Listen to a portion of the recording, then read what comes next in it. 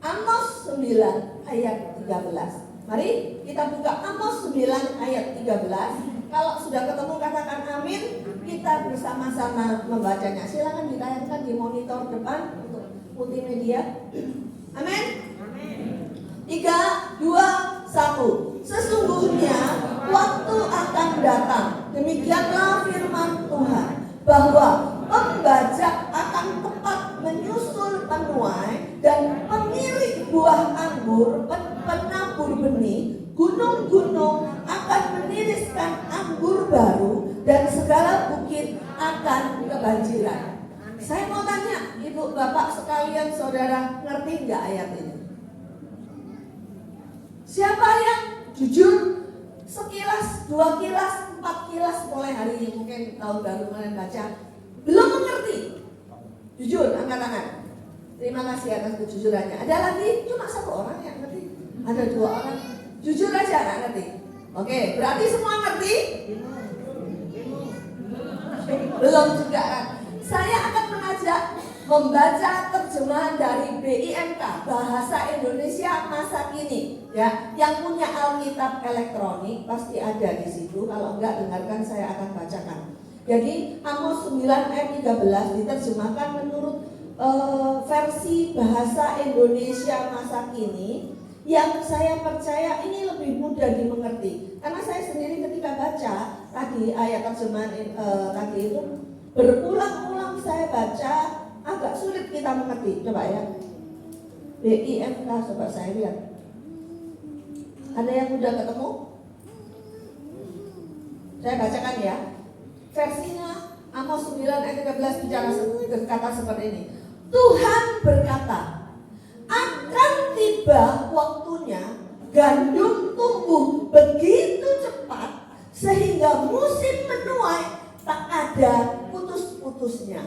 Pohon anggur akan tumbuh dengan sangat pesat, ya. Pohon anggur akan tumbuh dengan sangat pesat sehingga orang akan terus-menerus membuat air anggur. Air anggur akan menetes dari gunung-gunung dan mengalir dari bukit-bukit. Kalau kau masih belum mengerti, baca renungkan. Ini lebih mudah dimengerti. 2-3 kali baca lebih mudah dicerna. Benar? Lebih mudah dicerna. Artinya gini, percepatan itu bicara mengenai orang biasanya kan nanam, nabur, membajak, ya. Itu nunggu menuainya lama.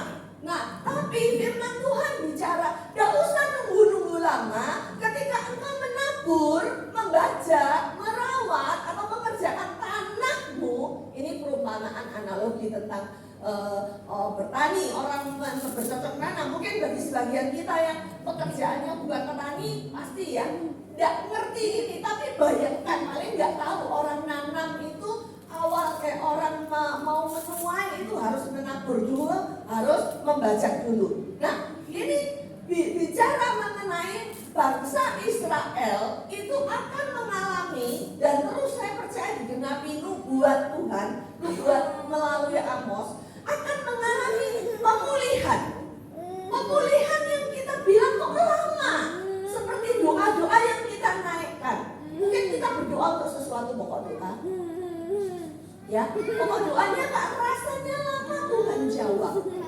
Tapi kita amini, tahun ini adalah tahun percepatan. Ketika kita membajak, menabur, membajak dengan cepat, Tuhan akan mempercepat kita menuai dengan cepat. Amin.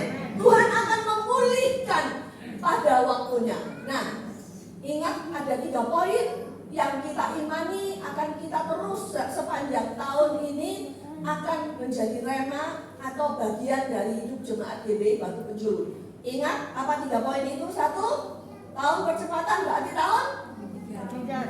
Betul, tahun mujizat. Nanti ikut ibadah online atau 1 Januari akan menemukan Bapak Gembala membagikan tahun 2023 adalah tahun mujizat Tuhan. Amin. 1. Yang kedua, ikuti agenda Tuhan. Ikuti waktunya Tuhan. Waktu kita, waktuku, bukan waktunya, bukan waktumu, gak sama. Waktuku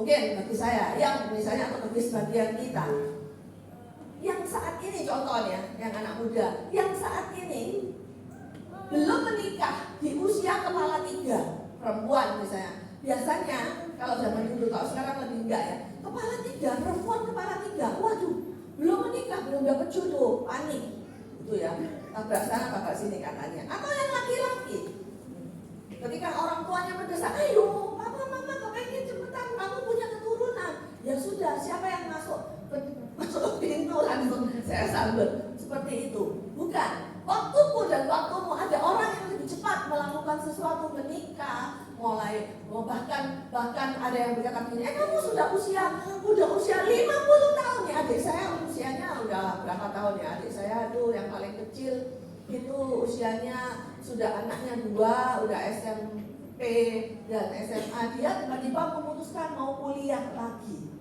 Nah saudara, mungkin saudara-saudaranya termasuk saya awalnya berkata, loh kamu ini waktunya bukan waktu kuliah, bukan waktu sekolah.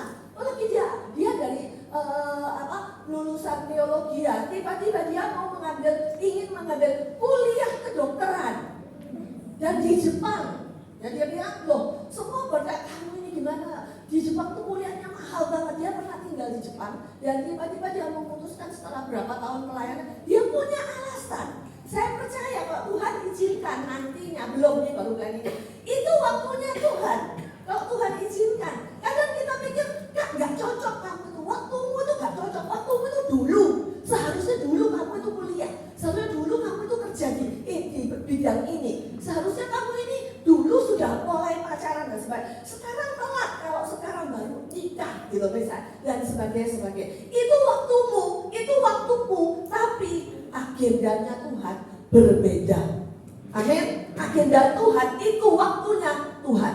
Ya. Yang ketiga, apa? Yang ketiga, ikuti apa? Bukan ikuti, sorry apa?